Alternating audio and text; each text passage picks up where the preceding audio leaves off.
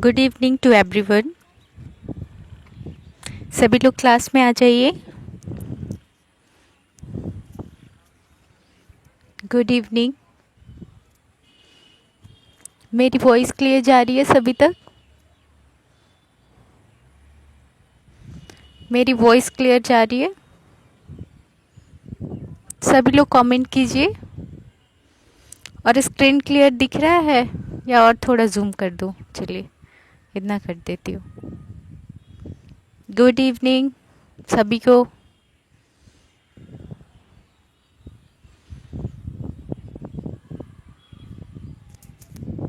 आ जाइए सारे लोग, फिर क्लास को स्टार्ट करूँगी।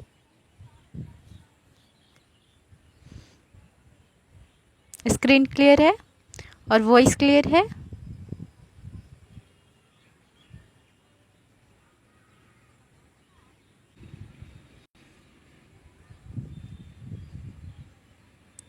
चलिए ठीक है, ठीक है, ठीक है। सारे लोग आ गए? सारे लोग आ गए?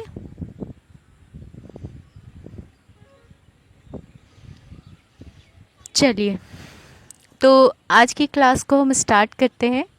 और आज की क्लास में हम लोग चाइल्ड हेल्थ नर्सिंग का जो क्लास 3 है एमसीक्यूज़ का सेट 3, इसको प्रैक्टिस करेंगे और डिस्कस करेंगे बहुत ही इम्पोर्टेंट क्वेश्चंस को, जो एग्ज़ाम के व्यू से बहुत ही इम्पोर्टेंट है।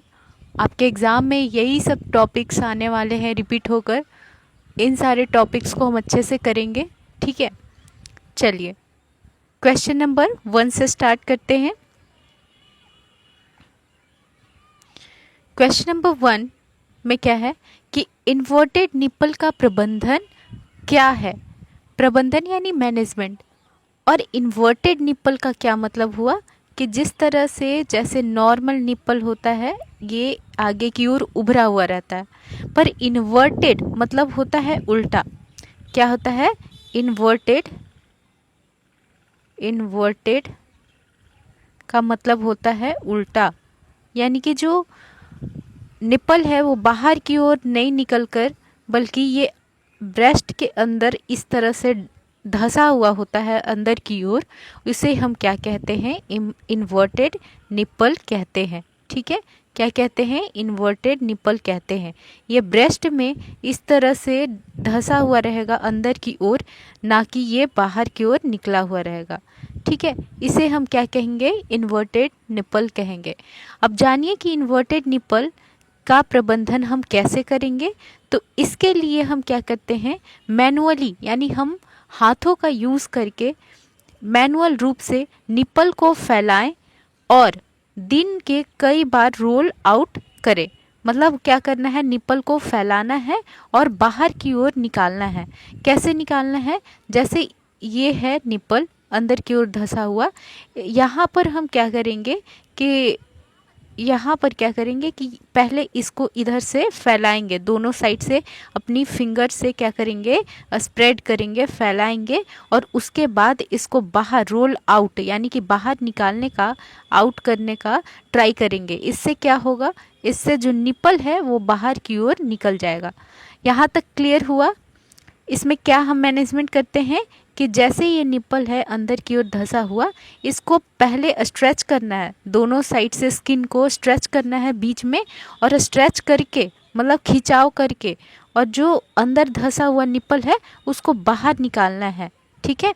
ये जो अंदर धंसा हुआ निपल दिख रहा है इसको हम बाहर निकालते हैं। यही बेस्ट मैनेजमेंट होता है इन्वर्टेड निपल का। क्लियर है बात? तो यहाँ जो करेक्ट आंसर होगा वो है मैनुअल रूप से निपल को फैलाएंगे और दिन में कई बार ऐसा करेंगे कि बाहर निकालने की कोशिश करेंगे।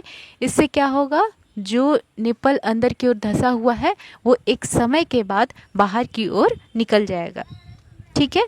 तो इसका करेक्ट आंसर क्या होगा? ऑप्शन सी होगा, ठीक है। Option C is the correct answer. Clear है सभी को? बताइए सभी को क्लियर है? ठीक है, ठीक है। अब हम चलते हैं नेक्स्ट क्वेश्चन पर। क्वेश्चन नंबर 2 इसमें है कि जब नवजात शिशु के सिर को धीरे धीरे दाएं से बाएं घुमाया जाता है, ठीक है, क्या करना है, दाएं से बाएं जब धीरे धीरे बच्चे के सिर को घुमाया जाएगा तो सामान्यतः आंखें नहीं हिलती है, आंख एक जगह रहेगा, आईज एक जगह टिका हुआ रहेगा, बस सिर घूमेगा उसका, ठीक है। यह किसकी उपस्थिति दर्शाता है, मतलब अगर आंख एक जगह टिका है सिर को दाएं बाएं घुमाने के बावजूद भी, तो ये किसकी स्थिति को दर्शाता है, ये दर्शाता है गुड़िया की आंख रिफ्लेक्स। गुड़िया की आंख रिफ्लेक्स, इसको इंग्लिश में हम कहते हैं dolls eyes movement. Dolls eyes movement, गुड़िया की आंख क्या जो रिफ्लेक्स है, एक तरह का ये मतलब न्यूरोलॉजिकल फंक्शन हुआ जिसमें बच्चे का मतलब आंख एक जगह स्थिर रहेगा सिर के इधर उधर घुमाने के बावजूद भी, ठीक है।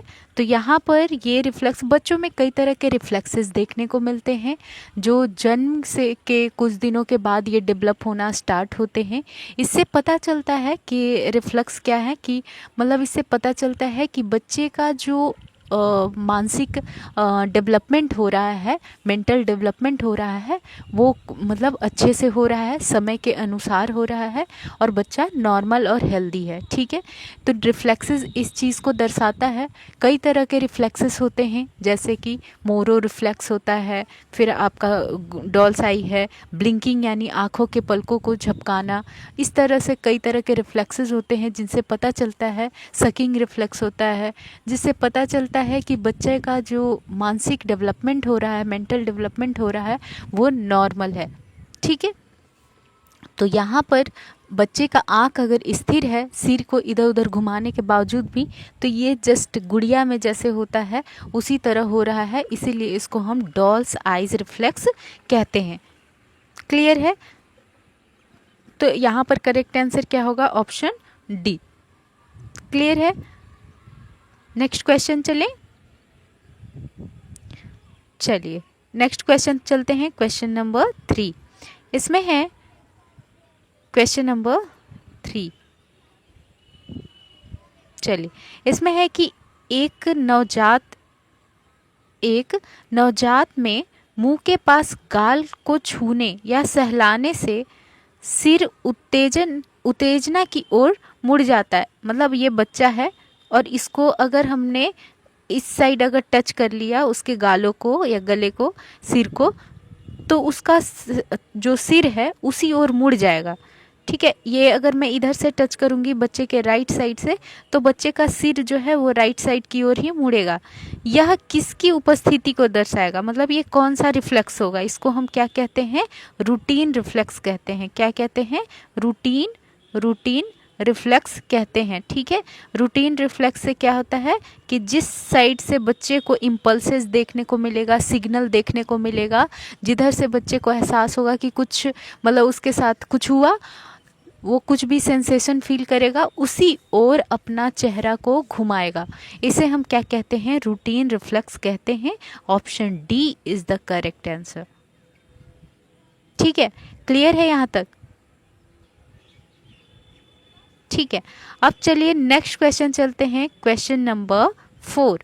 इसमें कि कौन सी रक्त वाहिनियां गर्भनाल से ऑक्सीजन युक्त रक्त ले जाती है, ठीक है। मतलब कौन सी ऐसी रक्त वाहिनियां हैं, कौन सा ऐसा ब्लड वेसल है जो ऑक्सीजन वाला ब्लड कैरी करता है, ठीक है।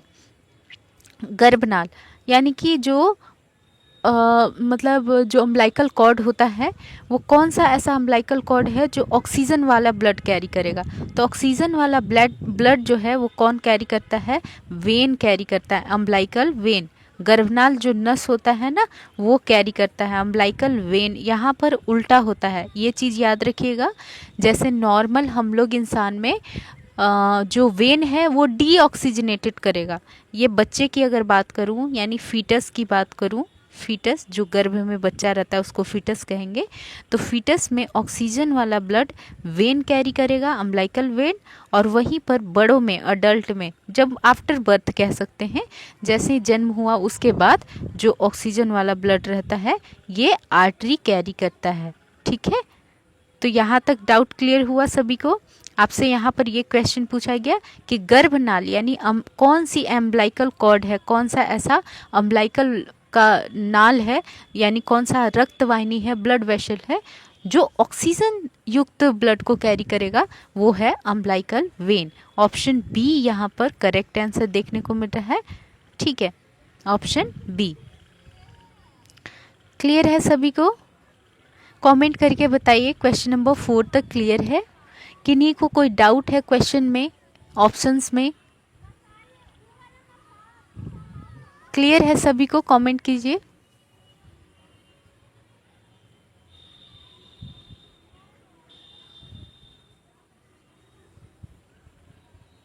ठीक है, नेक्स्ट क्वेश्चन पे चलें। हाँ, नेक्स्ट क्वेश्चन पे चलते, चलिए। क्वेश्चन नंबर 5, बच्चों में ब्रोंकियल अस्थमा की सबसे आम जटिलता है। जैसे हमने पिछले क्लासेस में पढ़ा था ब्रोंकाइटिस के बारे में, जो एक फेफड़े की इन्फेक्शन होता है, बीमारी होता है, जिसमें जो ब्रोंकस है यानी कि हमारे लंग्स का, हमारे रेस्पिरेटरी ट्रैक का, श्वसन तंत्र का एक पार्ट है ब्रोंकस, उसमें अंदर में सूजन आ जाता है और उसके वजह से बच्चे को सांस लेने में तकलीफ होती है। ठीक है, कंडीशन समझ आ गया? ब्रोंकियल अस्थमा क्या होता है? जिसमें बच्चे का जो ब्रोंकस है, श्वसन तंत्र का पार्ट, इसमें सूजन अंदर से हो जाता है और बच्चे को सांस लेने में दिक्कत होने लगता है। तो इसकी आम जटिलता क्या हो सकती है? इसकी आम जटिलता होगी एम्फाइसीमा। इसकी आम जटिलता क्या हो जाएगा? एम्फाइसीमा, जिसमें जो एल्वोलाई होता है, यानी कि जो, जैसे मैं यहाँ पर बना दे रही हूँ, इस तरह से ये रेस्पिरेटरी हो गया, इस तरह से ये क्या हो गया? श्वसन तंत्र है। श्वसन तंत्र में इस तरह से नीचे की ओर छोटे छोटे ऐसे सैक लाइक स्ट्रक्चर होता है, यानी कि थैली के आकार का संरचना होता है, जिससे ऑक्सीजन और कार्बन डाइऑक्साइड यानी गैसेस का एक्सचेंज होता है। इन गैसेस को एक्सचेंज करने में जब ये एल्वोलाई, यानी कि ये जो एल्वोलाई हैं यानी कि जो थैली जैसा संरचना दिख रहा है गोल गोल सा, ये सक्षम नहीं हो पाते हैं अपने काम में, इस जटिलता को हम एम्फाइज़मा कहते हैं। ये क्या हो जाते हैं? बिल्कुल सिकुड़ जाते हैं। ये क्या हो जाते हैं? सिकुड़ जाते हैं, गैसेस एक्सचेंज नहीं हो पाता है। इसको हम क्या कहते हैं? एम्फाइज़मा। ये क्या है? एम्फाइज़मा। तो एम्फाइज़मा जो होता है ना, एक जटिलता के रूप में हम जानते हैं जब ब्रोंकस इन्फेक्शन होता है। ठीक है, ठीक है, एम्फाइज़मा। तो यहाँ पर करेक्ट आंसर कौन सा है? ऑप्शन सी। ऑप्शन सी इसका करेक्ट आंसर होगा, एम्फाइज़मा। क्लियर है? जिसमें क्या है कि जो एल्वोलाई है, जो थैली जैसा संरचना है, वो गैसेस एक्सचेंज नहीं कर सकेगा, नहीं कर पाएगा, एक कॉम्प्लिकेशन के वजह से, मतलब जटिलता के रूप में। क्लियर है बात? चलिए, इसके बाद हम चलते हैं नेक्स्ट क्वेश्चन पे। क्वेश्चन नंबर 6, अतिसार के लिए निवारक उपाय में शामिल है। देखिए, अतिसार के लिए निवारक रूप में हम क्या दे सकते हैं?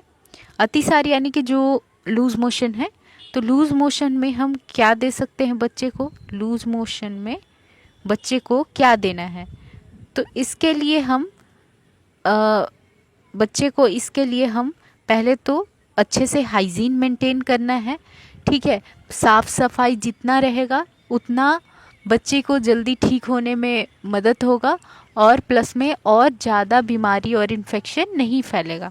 ठीक है, इसके अलावा बॉटल से दूध पिलाने से बचना चाहिए, बिल्कुल सही, क्योंकि बॉटल में जो निप्पल है रबर का है, बॉटल प्लास्टिक का होता है, उसमें बहुत सारे छोटे छोटे जर्म्स, बैक्टीरिया प्रेजेंट रहते हैं, ऑलरेडी रहते हैं वहाँ पर, और बच्चे को अगर उससे दूध दिया जाता है अच्छे से बिना सफाई किए तो इन्फेक्शन होने के चांसेस हैं, जिसकी वजह से उसे लूज मोशन हो सकता है। तो जितना ज़्यादा हो सके बच्चे को बॉटल दूध से मतलब बचना चाहिए, नहीं देना चाहिए। इसके अलावा खाद्य संदूषण से बचें, जैसे कि मतलब जो भी एक्स्ट्रा आलतू फालतू चीज़ें होती हैं, यानी कि जो संदूषण कह सकते हैं, यानी कि जो मतलब उसमें बहुत सारे मिक्सचर्स होते हैं, तो उन सारी चीज़ों को बच्चे को नहीं देना है। मतलब जो प्योर है, जो शुद्ध है, वही बच्चे को दीजिए। ताज़ा फल फूल खाना पीना होना चाहिए, ना कि मतलब जो ऐसे बिना ढका है, या फिर बहुत ज़्यादा स्पाइसी, या फिर बहुत ज़्यादा कह सकते हैं दिनों का छोड़ा हुआ, इस तरह का खाना तो बच्चे को और बीमार करेगा। ठीक है, तो इसीलिए खाद्य संदूषण से बचना चाहिए। तो यहाँ पर ये जो तीनों ऑप्शन दिख रहे हैं हमारे स्क्रीन पे, ये बिल्कुल ही करेक्ट हैं। व्यक्तिगत पर्यावरण स्वच्छता, बॉटल से दूध पिलाने से बचने, और खाद्य संदूषण को रोकना, यानी यहाँ पर उपयुक्त सभी है। Option D is the correct answer. बताइए, सभी को क्लियर है? सभी को क्लियर हो गया यहाँ तक? चलिए नेक्स्ट चलते हैं क्वेश्चन नंबर 7। इसमें है क्वेश्चन नंबर 7 क्या कहता है कि निम्नलिखित को छोड़कर, यानी हमारे पास जो यहाँ पर 4 ऑप्शन है, उसमें से कौन सा ऐसा ऑप्शन रहेगा जिसको छोड़कर बच्चों में पाए जाने वाला आदत विकारों के उदाहरण है। ठीक है, कौन सा ऐसा आदत है जो एक आदत नहीं बल्कि एक विकार है, एक प्रॉब्लम है, एक डिफॉर्मिटी है, एक एनॉमली है।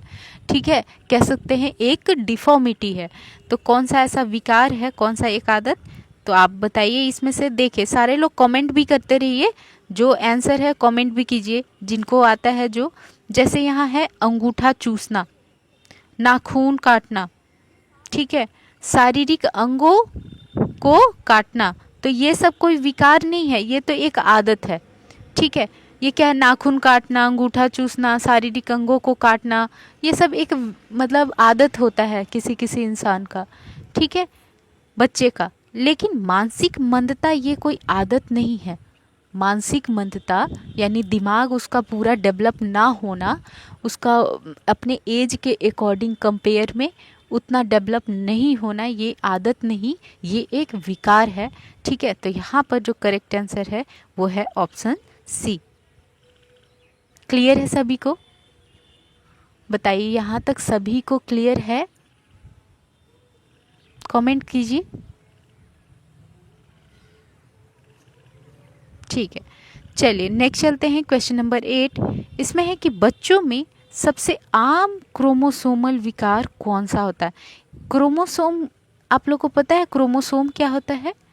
क्रोमोसोम क्या होता है आप लोग को पता है? जिनको भी पता है क्रोमोसोम के बारे में, वो आप लोग कमेंट करके बताइए ज़रा। क्रोमोसोम क्या होता है कमेंट करके बताएंगे? देख रही हूँ मैं, कमेंट करके बताइए।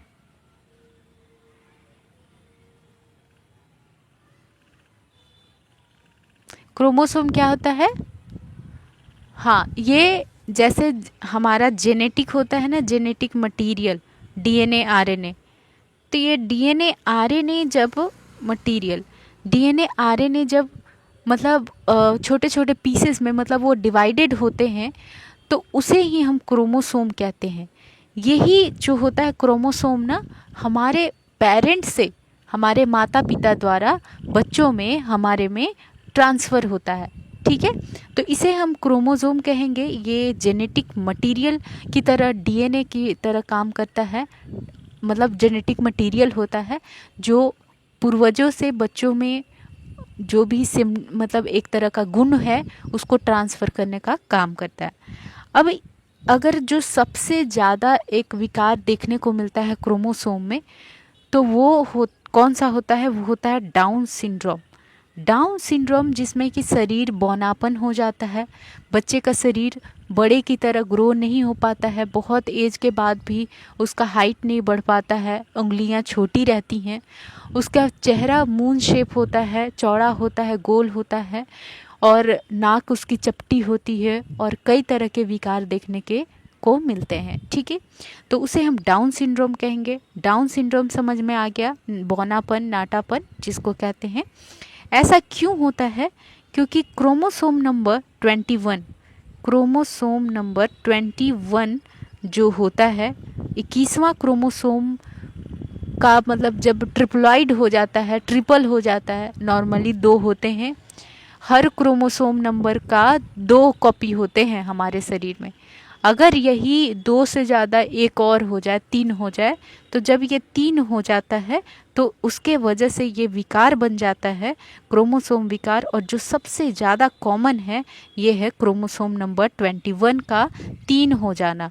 इसके वजह से कौन सी बीमारी होती है, कौन सा विकार होता है, इसके वजह से डाउन सिंड्रोम होता है। ये डाउन सिंड्रोम जो होता है, सिंड्रोम का मतलब होता है बहुत सारे सिम्टम्स के लक्षण, मतलब ग्रुप ऑफ सिम्टम्स, बहुत सारे सिम्टम्स के समूह। यानी एक साथ हमें उस शरीर में, डाउन सिंड्रोम वाले शरीर में कई तरह की बीमारियां, कई तरह के सिम्टम्स देखने को मिलते हैं, इसलिए इसको हम सिंड्रोम कहते हैं। क्लियर है? सिंड्रोम का मतलब क्या हुआ? सिंड्रोम का मतलब होता है एक समय में बहुत सारे लक्षणों के समूह। इसके अलावा डाउन यानी कि जिसका हाइट कम होगा, ठीक है, तो इसमें बौनापन देखने को मिलता है, बच्चे की हाइट बहुत कम रह जाती है उसके एज के अकॉर्डिंग, उसे हम डाउन सिंड्रोम कहेंगे। ज़रा आप लोग कमेंट करके ये बताइए कि हमारे शरीर में टोटल क्रोमोसोम कितने होते हैं? हमारे शरीर में टोटल कितने क्रोमोसोम होते हैं? मानव शरीर में कितने क्रोमोसोम होते हैं? कितने क्रोमोसोम होते हैं? कमेंट कीजिए सारे लोग।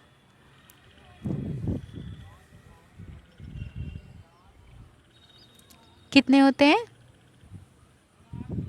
ठीक है, कितने? 46। ठीक है, ठीक है, ठीक है, ठीक है, सारे लोग ठीक बता रहे हैं। 46 होता है। टोटल कितने क्रोमोसोम होते हैं? 46 होता है, यानी कि 23 पेयर्स, 23 जोड़े क्रोमोसोम हमारे शरीर में पाए जाते हैं। टोटल 46, और अगर जोड़े में पूछा जाए तो ये 23। ठीक है, अब आप लोग बताइए, डाउन सिंड्रोम समझ में आया? डाउन सिंड्रोम समझ में आया आप लोग को? कमेंट कीजिए सारे लोग, डाउन सिंड्रोम समझ में आया?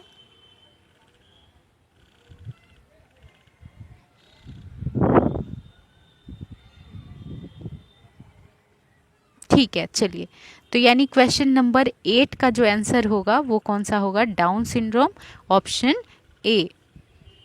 नेक्स्ट चले, नेक्स्ट क्वेश्चन पे चलते हैं।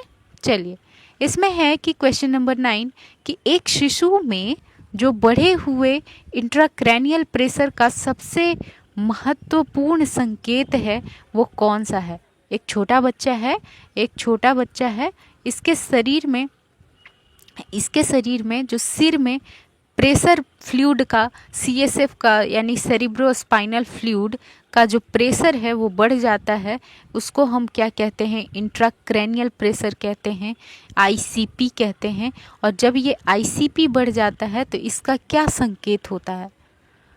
जब बच्चे के सिर में फ्लूइड कौन सा फ्लूइड? CSF, ये क्या है? एक तरह का फ्लूइड होता है सिर के अंदर, ब्रेन के अंदर।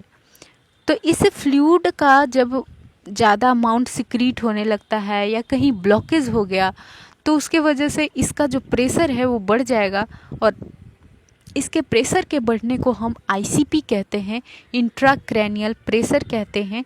और जब ये ICP बढ़ जाता है तो इसके वजह से कौन सा ऐसा महत्वपूर्ण संकेत दिखता है? बताएंगे सारे लोग, कमेंट कीजिए किन्हीं को पता है। चीटिंग करके नहीं बताना है।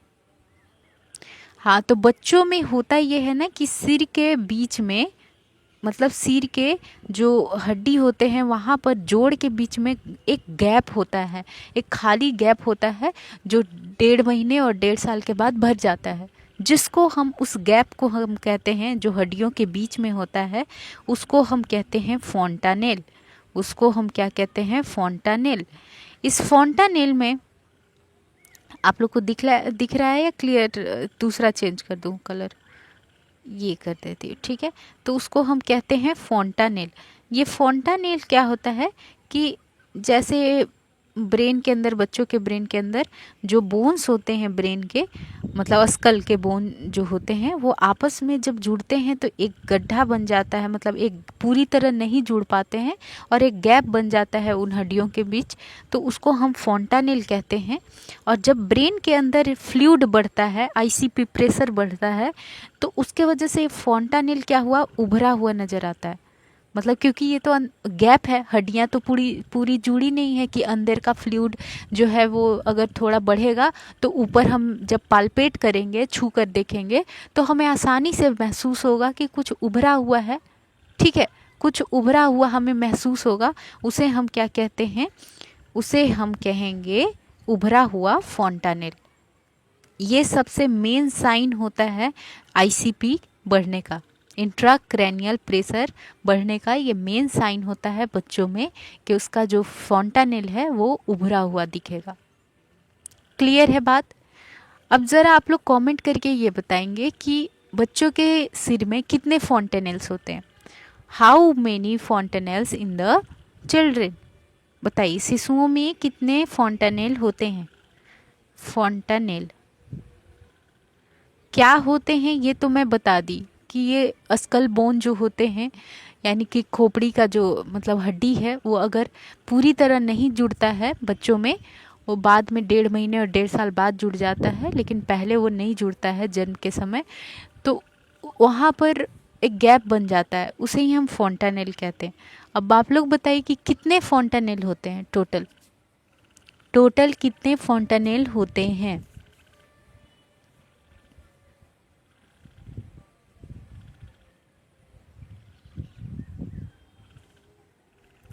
टोटल कितने फॉन्टानेल होते हैं?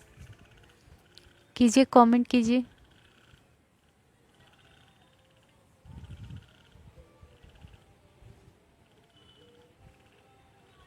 ठीक है, कितने होंगे? टोटल 2 होंगे, एंटेरियर और पोस्टेरियर। एंटेरियर और पोस्टेरियर यानी एक जो आगे रहेगा और एक जो सिर के पीछे में गड्ढा रहेगा, उसे हम पोस्टेरियर कहेंगे। 2 तरह के होते हैं। ठीक है, क्लियर है बात यहाँ तक? बताइए, क्वेश्चन नंबर 9 क्लियर हो गया? हाँ, तो इसका कौन सा आंसर करेक्ट होगा? ऑप्शन ए यहाँ पर करेक्ट होगा, उभरा हुआ फॉन्टानेल। ये महत्वपूर्ण साइन होता है आईसीपी का बच्चों में। ठीक है, अब हम चलते हैं नेक्स्ट क्वेश्चन पे, क्वेश्चन नंबर 10। इसमें है कि निम्नलिखित में से कौन सा जीवाणु अतिसार के लिए उत्तरदायी है? लूज मोशन में कौन सा ऐसा जीवाणु होता है जिसके वजह से इन्फेक्शन होता है शरीर में और फिर लूज मोशन होने लगता है? बच्चों में जो इकोलाई होता है बैक्टीरिया, ये भी लूज मोशन करेगा। जो शिगेला होता है, ये शिगेला जो होता है एक मतलब कंटामिनेटेड फूड के, मतलब जो अस्वच्छ भोजन होते हैं, खाद्य पदार्थ होते हैं, उनको खाने के वजह से लूज मोशन होता है, डायरिया होता है। और साल्मोनेलिस जो टाइफाइड करता है ना, साल्मोनेलिस ये टाइफाइड करता है, तो ये भी कंटामिनेटेड खाने के वजह से ही होता है। जो दूषित पदार्थ होते हैं, खा लेते हैं बच्चे या बड़े, तो उनमें लूज मोशन देखने को मिलता है। तो ये तीनों ही जो जीवाणु होते हैं, ये लूज मोशन को करने के कारण है। इसलिए यहाँ जो करेक्ट आंसर है वो होगा आपका ऑप्शन डी, उपयुक्त सभी। क्लियर है? Option D is the correct answer. बताइए, यहाँ तक समझ में आ गया? किन्हीं को कोई भी डाउट है पूछिए, किन्हीं को कोई भी डाउट है तो पूछिए।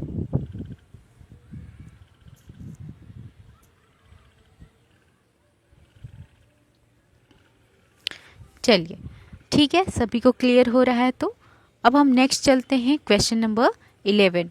इसमें है कि डायरिया से जुड़ी जटिलताएं हैं। मतलब हमारे पास 4 ऑप्शन हैं। ये चारों ऑप्शन में से 3 ऐसे ऑप्शन होंगे जो डायरिया से जुड़ी हुई जटिलताएं, मतलब एक को छोड़कर बाकी 3 जटिलताएं होंगी। ठीक है, एक को छोड़कर, सिवाय जब पूछे, एक्सेप्ट जब पूछता है तो एक्सेप्ट में आता है कि एक को छोड़कर बाकी 3 जो रहेंगे वो इसकी जटिलताएं होंगे। तो आइए देखते हैं, जब भी डायरिया होता है ना, बच्चे में लूज मोशन होता है, तो उसके शरीर में पानी की कमी हो जाती है। तो ये तो बिल्कुल सही है, निर्जलीकरण यानी कि डिहाइड्रेशन हो जाता है, पेट फूलने लगता है और इलेक्ट्रोलाइट जो मतलब इम्बैलेंस है, असंतुलन है, वो हो जाता है शरीर में।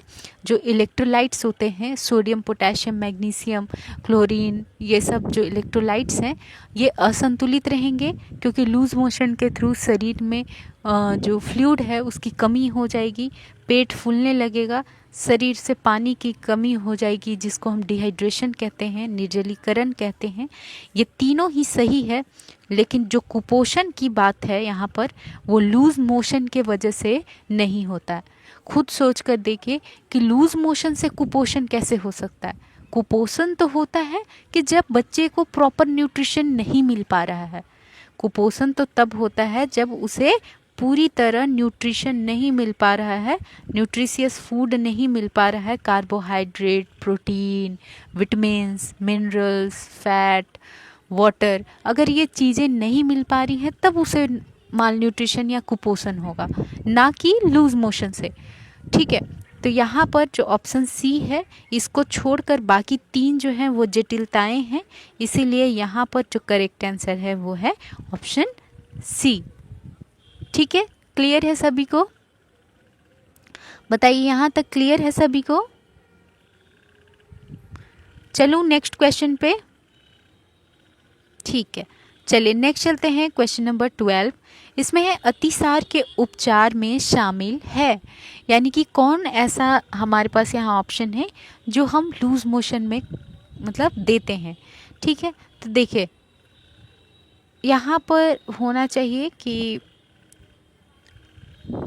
ठीक है, तो यहाँ पर देखिए फोटोथेरेपी हम देते हैं, कब देते हैं? फोटोथेरेपी हम देते हैं जॉन्डिस वाले बच्चों में, जिनको जॉन्डिस हो जाता है ना बच्चे को, जैसे न्यूबॉर्न बच्चा होता है ना, उसको कुछ दिन बाद शरीर पीला पड़ने लगता है, उसको हम जॉन्डिस कहते हैं, पीलिया कहते हैं। वैसे कंडीशन में हम ब्लू लाइट के अंदर बच्चे को रखते हैं, जिसको हम फोटोथेरेपी कहते हैं। ठीक है, फोटोथेरेपी कहते हैं। ठीक है, तो ये हम लूज मोशन में नहीं देते। नेक्स्ट है कीमोथेरेपी। देखिए कीमोथेरेपी जो होता है ना ये कैंसर में दिया जाता है। कीमोथेरेपी बहुत सारे केमिकल्स को मतलब एक साथ कंबाइन करके और कैंसर वाले पेशेंट में दिया जाता है, ना कि लूज मोशन में। ठीक है, ये कैंसर में दिया जाता है। नेक्स्ट है विकिरण चिकित्सा। देखिए विकिरण चिकित्सा यानी रेडिएशन थेरेपी भी कैंसर में दिया जाता है। रेडिएशन थेरेपी भी किस में दिया जाता है? कैंसर में दिया जाता है। लेकिन लूज मोशन में जो दिया जाता है वो है ORS। वो कौन सा है? ORS यानी ओरल रिहाइड्रेशन सॉल्यूशन। क्या है इसका full form? Oral, R for rehydration, S for solution. ठीक है, ये घोल होता है जो पानी में हम डालकर बच्चे को मुंह से पिलाते हैं, ओरल रिहाइड्रेशन सॉल्यूशन, ताकि उसके शरीर को हाइड्रेशन मिल सके, पानी मिल सके। ठीक है, तो लूज मोशन में हम ORS देते हैं, ना कि फोटोथेरेपी, कीमोथेरेपी या रेडिएशन थेरेपी। तो यहाँ पर जो करेक्ट आंसर है वो है ऑप्शन B, ORS। क्लियर है? नेक्स्ट चलिए नेक्स्ट क्वेश्चन नंबर 13। इसमें है कि 1 लीटर ORS में सोडियम क्लोराइड की मात्रा कितनी होती है? 1 लीटर जो हम पानी में घोलते हैं ORS, यानी कि एक लीटर पानी में हम 1 पैकेट ORS घोलते हैं। 1 पैकेट ORS में कितने सोडियम क्लोराइड NaCl का मात्रा होता है? इसके पैकेट पे लिखा होता है, तो ये होता है 2.5 ग्राम। कितना होता है? 2.5 ग्राम। 2.5 ग्राम क्या होता है? जो सोडियम क्लोराइड है NaCl ये होता है। क्लियर है? 2.5 ग्राम। चलिए नेक्स्ट देखते हैं क्वेश्चन नंबर 14। इसमें है कि 1 लीटर ORS में चीनी की मात्रा कितनी होती है? अब आप लोग को उस पैकेट पे सारा जितना कॉम्पोजिशन होता है ना वो पढ़ना चाहिए, क्योंकि आपको एग्ज़ाम में इसी तरह से पूछा जा सकता है। कंपोजिशन यानी किन किन चीज़ों से मिलकर ORS बनता है, तो उसमें है सोडियम क्लोराइड, उसमें शुगर होता है। ठीक है, और भी होते हैं ये कैल्शियम कार्बोनेट वगैरह होता है। तो वो सारे चीज़ें आप लोग को कंपोजिशन पता होना चाहिए कि किन किन चीज़ों से मिलकर बनता है ORS, प्लस में कितना अमाउंट होता है। तो चीनी की मात्रा कितनी होती है इसमें, 13.5 ग्राम चीनी होता है। 13.5 ग्राम जो होता है ये 13.5 ग्राम चीनी होता है एक ORS के पैकेट में, जो 1 लीटर पानी में घोला जाता है। क्लियर है बात यहाँ तक? बताइए। यहाँ ऑप्शन डी है करेक्ट आंसर। यहाँ तक क्लियर हुआ? क्वेश्चन नंबर 14 तक बताइए। क्वेश्चन नंबर 14 तक क्लियर है? नेक्स्ट चलूँ? ठीक है। नेक्स्ट है क्वेश्चन नंबर 15। इसमें है कि आयरन की कमी वाले एनीमिया वाले 8 साल के बच्चे के लिए निम्नलिखित में से कौन सी गतिविधियों से सबसे संयुक्त होगा। देखिए, एक तो बच्चा 8 साल का है, उसका एज बता दिया यहाँ पर 8 इयर्स का। दूसरा है उसकी बीमारी, जो उसको प्रॉब्लम है वो है एनीमिया, शरीर में खून की कमी है। अब पूछ रहा है ये 2 कंडीशन देकर कि उसके लिए सबसे बेस्ट एक्टिविटी क्या होगा, बेस्ट काम कौन सा होगा। बच्चा जब एनीमिक है और 8 साल का उम्र है तो इस उम्र में एक कुपोषित या मतलब अनहेल्दी बॉडी के साथ वो क्या एक्टिविटी कर सकता है। तो इसके लिए हमारे पास ऑप्शन दिया हुआ है और इसमें हम देखेंगे। जैसे देखिए यहाँ है डांसिंग। देखिए, डांस करना उसमें शरीर की बहुत एनर्जी लगती है, तो बच्चा ऑलरेडी वो क्या है, एनीमिक है, शरीर में खून की कमी है, तो ये करेगा तो थक जाएगा। रनिंग करेगा, इसमें भी थकेगा। और राइडिंग साइकिल करेगा, साइकिलिंग चलाएगा, उसमें भी थकेगा। लेकिन किताब पढ़ने में उसको शरीर के बहुत ज़्यादा ऊर्जा की आवश्यकता नहीं होगी, वो बैठ कर एक जगह पढ़ सकता है। इसलिए reading book is the correct answer, option B. बताइए, क्लियर है यहाँ तक? ऑप्शन बी क्लियर है यहाँ तक? ठीक है, चलिए नेक्स्ट चलते हैं। Question number 16। इसमें है कि एक शिशु में आयरन की कमी वाले एनीमिया के कारण शामिल हैं। मतलब आयरन की कमी वाले एनीमिया, आयरन के डेफिशिएंसी के वजह से, कमी के वजह से जो एनीमिया हो रहा है, इसमें क्या क्या शामिल है एक को छोड़कर। यहाँ है सिवाय यानी एक्सेप्ट पूछ दिया। 3 ऐसे कारण होंगे जो आयरन की कमी के वजह से एनीमिया कराएंगे, लेकिन एक ऐसा कारण होगा जो आयरन की कमी से एनीमिया नहीं होगा। ठीक है, उसी को यहाँ पर ढूंढना है। तो देखिए, यहाँ पर ऑप्शन में हमारे पास है कि जो उपर्युक्त लोहा का सेवन, मतलब उपर्याप्त यानी कि जितना ज़रूरी है उतना अगर हम आयरन नहीं ले रहे हैं तो उसके वजह से एनीमिया होगा। ये तो सही है, ये तो कारण सही है। अवशोषण नहीं होने पर भी मतलब आयरन का अगर शरीर में अवशोषण नहीं हो पा रहा है प्रॉब्लम की वजह से, अगर आंत में कोई दिक्कत है तो उसके वजह से भी आयरन डेफिशिएंसी एनीमिया होगा। अगर खून की कमी है शरीर में, उसको भी हम एनीमिया कहेंगे। लेकिन आहार में गाय के दूध का खराब मतलब सेवन, गाय के दूध का एनीमिया से कोई लेना देना नहीं होता है। इसमें आयरन से रिलेटेड आयरन से कमी के वजह से एनीमिया होने के चांसेस नहीं होते हैं।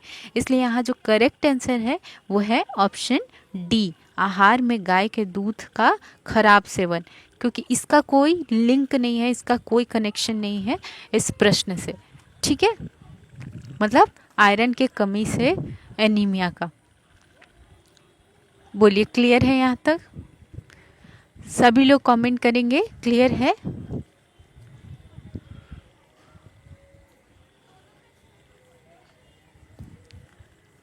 क्लियर है यहाँ तक? बताइए।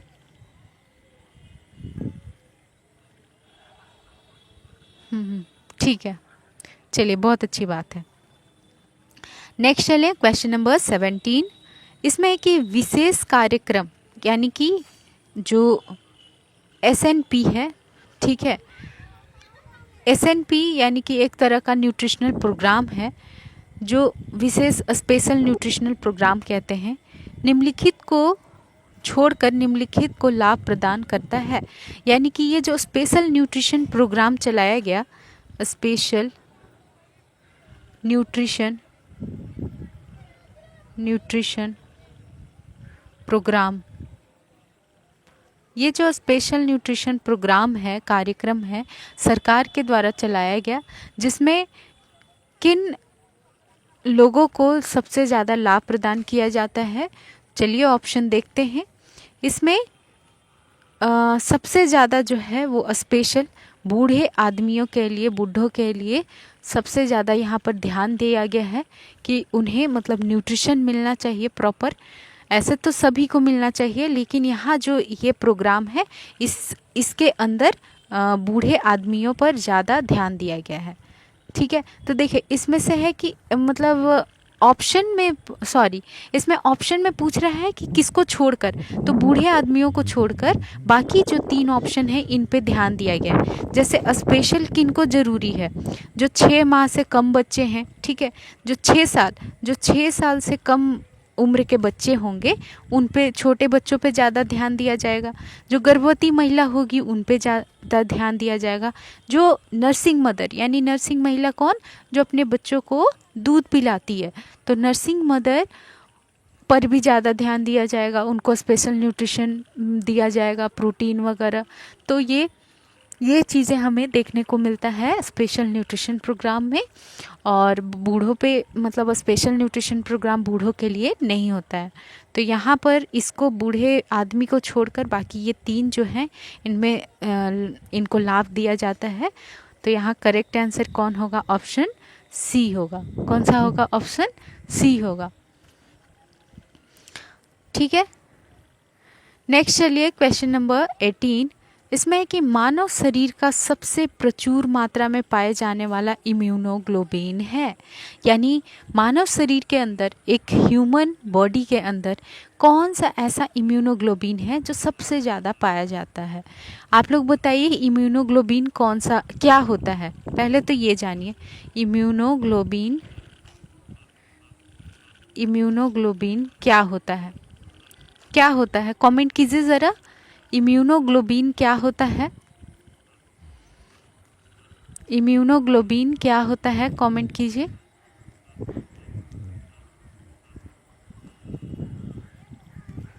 इम्यूनोग्लोबिन क्या होता है, सॉरी। हाँ, ये हमारे शरीर में जो प्रतिरोधक क्षमता है उसको बढ़ाता है। ठीक है, बाहर से कोई भी बैक्टीरिया, वायरस हमारे शरीर में जब एंट्री करता है तो उससे लड़ने में, उससे फाइट करने में ये इम्यूनोग्लोबिन्स काम आते हैं, हमारे शरीर को बचाने में काम आते हैं। तो ये इन्फेक्शन से हमें बचाते हैं, संक्रमण से बचाते हैं। ठीक है, तो ये समझ में आ गया इम्यूनोग्लोबिन। अब पूछ रहा है कि हमारे शरीर में कौन सा ऐसा इम्यूनोग्लोबिन है जो सबसे ज़्यादा अमाउंट में होता है, सबसे अधिक मात्रा में कौन सा होता है, वो होता है IgG।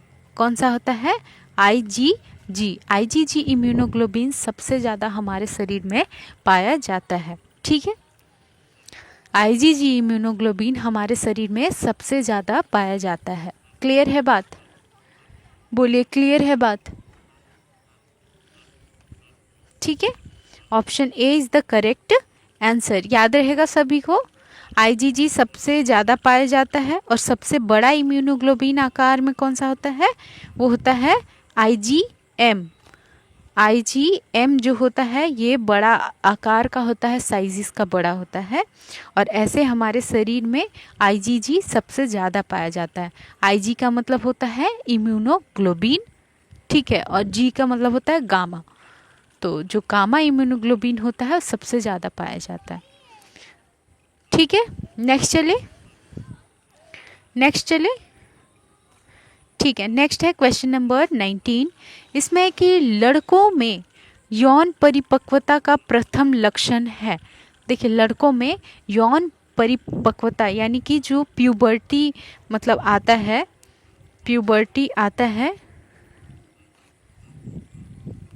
प्यूबर्टी जो आता है, ये प्यूबर्टी मतलब हम कह सकते हैं कि जैसे मैच्योर हो गया, परिपक्व हो गया, यौन परिपक्वता, ठीक है। तो मतलब लड़का जो है वो अगर मैच्योर कहेंगे तो वो कब कहेंगे, कौन सा प्रथम लक्षण होगा उसमें, तो उसमें प्रथम लक्षण होता है वृषण इजाफा। क्या होगा, जो टेस्टिस है, जो टेस्टिस होता है उसका पूरी प्रॉपर मतलब डेवलपमेंट हो जाना, शेप में आ जाना, डिसेंट हो जाना यानी कि नीचे आ जाना, तो ये सारी चीज़ें देखने को मिलता है वृषण इजाफा में।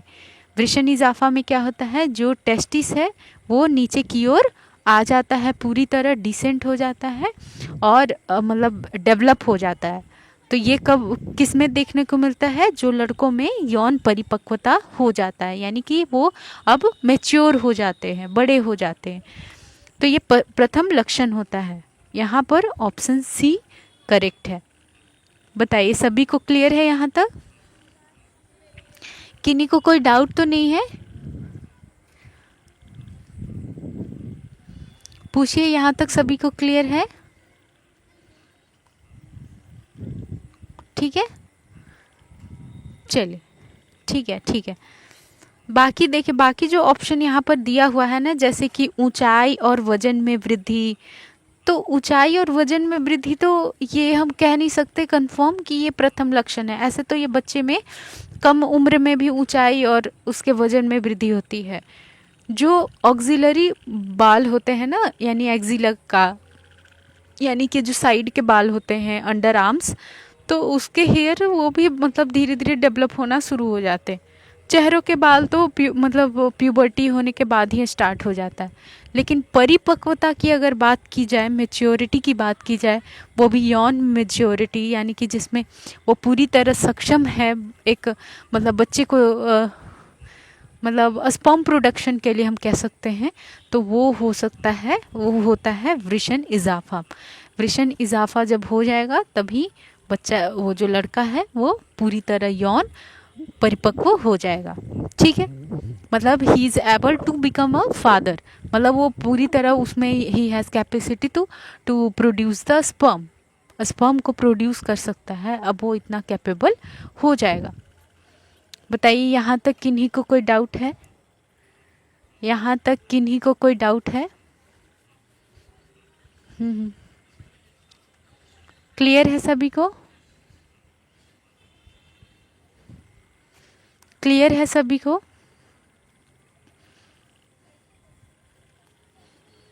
ठीक है, चलिए बहुत अच्छी बात। नेक्स्ट चलूँ? हाँ, नेक्स्ट चलते हैं क्वेश्चन नंबर 20। नेक्स्ट कौन सा है? Question number 20। इसमें कि स्तन के दूध में प्रोटीन की मात्रा लगभग, स्तन के दूध में जो माँ ब्रेस्ट फीड करवाती है अपने बच्चे को, उस दूध में प्रोटीन की मात्रा कितनी होती है? कितना होता है उसको बताना है ग्राम प्रति लीटर, यानी 1 लीटर में कितना ग्राम प्रोटीन रहेगा, वो पूछ रहा है यहाँ क्वेश्चन में। तो मदर मिल्क में जो होता है वो 11 ग्राम, 11 ग्राम पर लीटर, यानी कि 1 लीटर मदर के दूध में 11 ग्राम प्रोटीन पाया जाता है। याद रहेगा सभी को, कितना? 11 ग्राम प्रोटीन पाया जाता है। बताइए क्लियर है यहाँ तक सभी को? कितना ग्राम प्रोटीन पाया जाएगा? कितना ग्राम प्रोटीन पाया जाएगा? 11 ग्राम प्रोटीन पाया जाएगा। ठीक है, 11 ग्राम प्रोटीन पाया जाएगा। Option B is the correct answer. ठीक है, क्लियर है सभी को? क्लियर है सभी को? कमेंट कीजिए क्लियर है। यहाँ तक जो 20 क्वेश्चंस किए हैं, यहाँ तक किन्हीं को कोई डाउट है? पूछिए, यहाँ तक किन्हीं को कोई डाउट, कोई भी क्वेश्चन जो आप लोग को अगर क्वेश्चन समझ नहीं आया या ऑप्शंस क्लियर नहीं हुए तो आप लोग पूछिए, प्लीज़ पूछिए सारे लोग, क्योंकि आपको अभी कॉन्सेप्ट क्लियर होना चाहिए, सभी कुछ अच्छे से समझ आना चाहिए।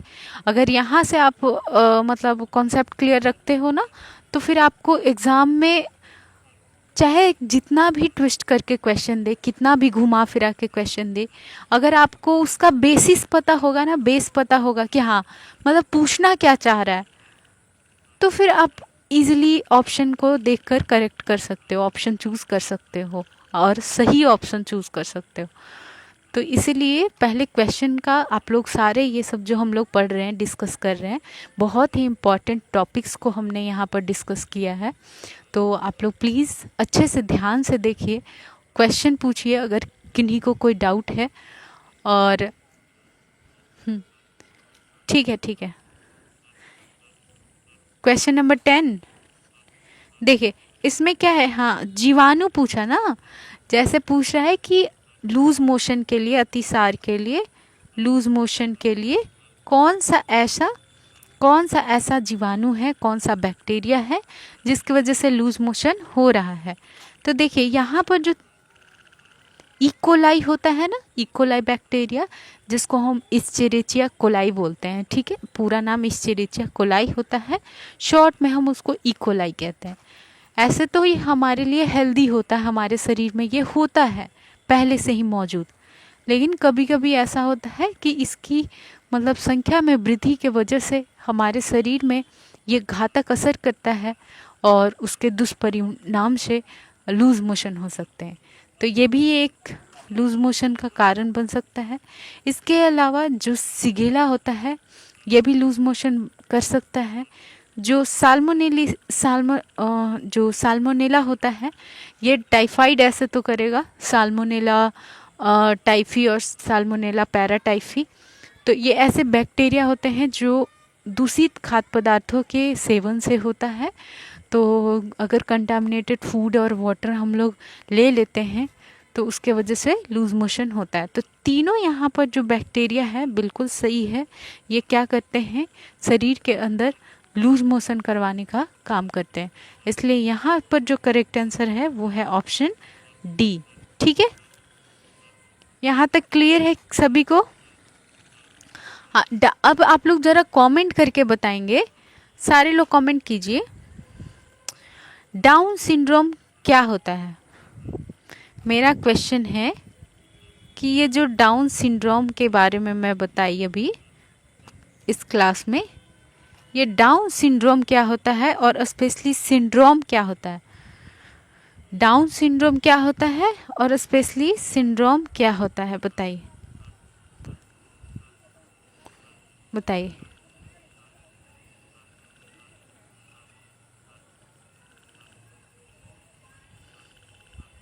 मुझे जानना है कि ये डाउन सिंड्रोम क्या होता है, बताइए। सिंड्रोम क्या होता है और फिर डाउन सिंड्रोम एक साथ क्या होता है, कमेंट कीजिए सारे लोग। सिंड्रोम का मतलब क्या होता है, सिंड्रोम का क्या मतलब होता है।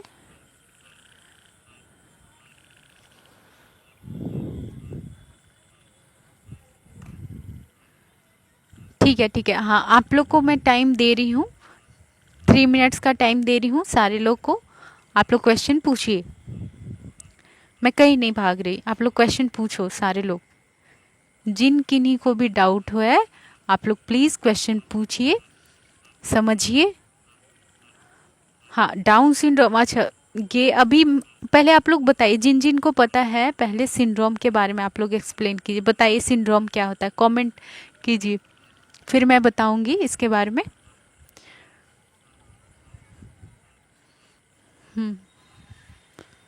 ठीक है, ठीक है। सिंड्रोम क्या होता है, group of symptoms, group of syndrome क्या होता है, सिंड्रोम क्या होता है, ये होता है ग्रुप ऑफ सिम्टम्स, यानी कि लक्षणों का समूह। अब यहाँ पर इसके आगे अगर बात की जाए डाउन सिंड्रोम, यानी डाउन लगा दिया जाए, ठीक है, तो इस डाउन का क्या मतलब होगा एक साथ अगर देखा जाए तो ये एक ऐसी बीमारी हो जाएगी ना जिसमें हाइट जो होगा, बच्चे का हाइट जो होगा उसके एज के अकॉर्डिंग नहीं बढ़ेगा। हाइट क्या हो जाएगा, कम हो जाएगा। उसका एज रहेगा वो नॉर्मल रहेगा, एज तो होगा वो नॉर्मल, जैसे एज बढ़ रहा है वो होगा, लेकिन उसका हाइट नहीं बढ़ेगा। उसके फिंगर्स मतलब उंगलियां, नेल, मतलब उसका जो पैर है वो बहुत छोटा छोटा रहेगा, उंगलियां छोटा रहेगा। उसका जो चेहरा होगा वो बिल्कुल चपटा रहेगा, मून शेप रहेगा। ठीक है, इसका जो फेस होगा वो कैसा रहेगा, मून शेप होगा, मून शेप, चंद्रमा की तरह गोल चेहरा होगा। हाथ पैर छोटे छोटे होंगे, हाइट कम होगा, भार तो होगा ही, और शरीर के अंदर बहुत सारे दिक्कत होंगे, उसके इंटेस्टाइन में, उसके लीवर में, उसके हार्ट में बहुत सारे प्रॉब्लम्स होंगे। ठीक है, मेन प्रॉब्लम होगा उसका मस्तिष्क विकास, जो कि नहीं होगा, बहुत कम होगा। ठीक है, बहुत कम होगा, यानी कि वो जो बच्चा होगा डाउन सिंड्रोम के साथ, अगर बात की जाए डाउन सिंड्रोम के साथ जो बच्चा होगा उसको क्या होगा, उसको मेंटल रिटार्डेशन होगा। मेंटल रिटार्डेशन यानी कि वो मस्तिष्क का उसका विकास नहीं होगा, वो मेंटल रूप से, मानसिक रूप से विकसित नहीं हो पाएगा जितना उसका उम्र है। ना उसका शरीर बढ़ेगा, ना उसका दिमाग उतना मैच्योर होगा, ना सोचने समझने की क्षमता होगी उसमें इतना कि जितना नॉर्मल में होता है। ठीक है, तो मेंटल रिटार्डेशन ये बहुत बड़ा उसमें देखने को मिलेगा विकार। अब ज़रा आप लोग ये बताएं कि ये कौन से क्रोमोसोम की वजह से होता है, किस क्रोमोसोम में विकार आएगा और कौन सा विकार आएगा, तो उसके वजह से ये डाउन सिंड्रोम होता है। कमेंट करके बताइए, कमेंट करके बताइए कौन सा ऐसा विकार है, किस क्रोमोसोम में। हाँ, मैं पूछ रही हूँ कि जो डाउन सिंड्रोम है ये जो है ये कौन से क्रोमोसोम नंबर कौन सा है जिसमें कि विकार होने पे ये डाउन सिंड्रोम बीमारी देखने को मिलता है, कौन सा है। ठीक है, सभी सही बोल रहे हैं। ये है आपका 21, क्रोमोसोम नंबर 21 जो है, ये अगर ट्रिप्लॉइड हो जाता है, ट्राइसोमी भी कहते हैं इसको हम, ट्राइसोमी, यानी कि इसमें 2 के जगह 3 नंबर हो जाएंगे। क्रोमोसोम नंबर 21 2 की जगह 3 हो जाएगा अगर इसका नंबर, तो इसको हम डाउन सिंड्रोम कहते हैं। ठीक है, दूसरा नेम इसको हम ट्राइसोमी 21 भी कहते हैं, जिसमें जो 21वां क्रोमोसोम है वो ट्रिपल हो जाता है, 3 हो जाता है, जबकि नॉर्मल कितना होता है, हर क्रोमोसोम की संख्या 2 होती है नॉर्मली। ठीक है, 23 पेयर्स होते हैं ना, 23 जोड़े होते हैं, यानी कि 46 क्रोमोसोम होते हैं। लेकिन अगर यही 2 की जगह, जोड़े की जगह यहाँ पर 3 बन जा रहा है, तो ये बीमारी कर देगा बच्चे में, उसका शरीर का विकास रुक जाएगा, दिमाग का विकास रुक जाएगा, हाथ पैर छोटे छोटे हो जाएंगे और शरीर के अंदरूनी कई तरह के विकार आ जाएंगे। तो इस स्थिति को हम डाउन सिंड्रोम कहेंगे। क्लियर है बात? बताइए, सभी को डाउन सिंड्रोम अच्छे से समझ आ गया?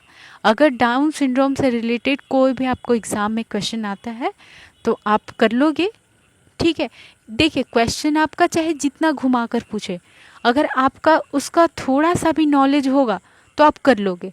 कॉमन सेंस का यूज़ करना है और उस क्वेश्चन को जितना घुमा के पूछे, आप सोचो ना कि उसमें हो क्या रहा है, उस बीमारी में जिसके बारे में पूछा उसमें होता क्या है, इस चीज़ के बारे में आप सोचो और जो ऑप्शंस हैं उसको समझो कि ऑप्शन कौन सा सटीक है इस क्वेश्चन के साथ, फिर वही उसका आंसर होगा। यही तो असेस करना है। और प्रैक्टिस कीजिए, सारे लोग पढ़िए, क्लास के बाद सारे लोग प्रैक्टिस करेंगे। ठीक है, तो आज के क्लास में हमने 20 क्वेश्चंस किए थे और आई होप आप सभी को बिल्कुल क्लियर है। तो आज की क्लास में बस इतना ही। फिर हम लोग मिलेंगे नेक्स्ट क्लास में। तो तब तक के लिए आप लोग अच्छे से रिवीजन कीजिए, क्लास को पढ़िए, क्वेश्चंस प्रैक्टिस कीजिए, थ्योरी को अच्छे से रीड कीजिए और अपना ध्यान भी रखिए। तब तक के लिए bye, take care, thank you for this class.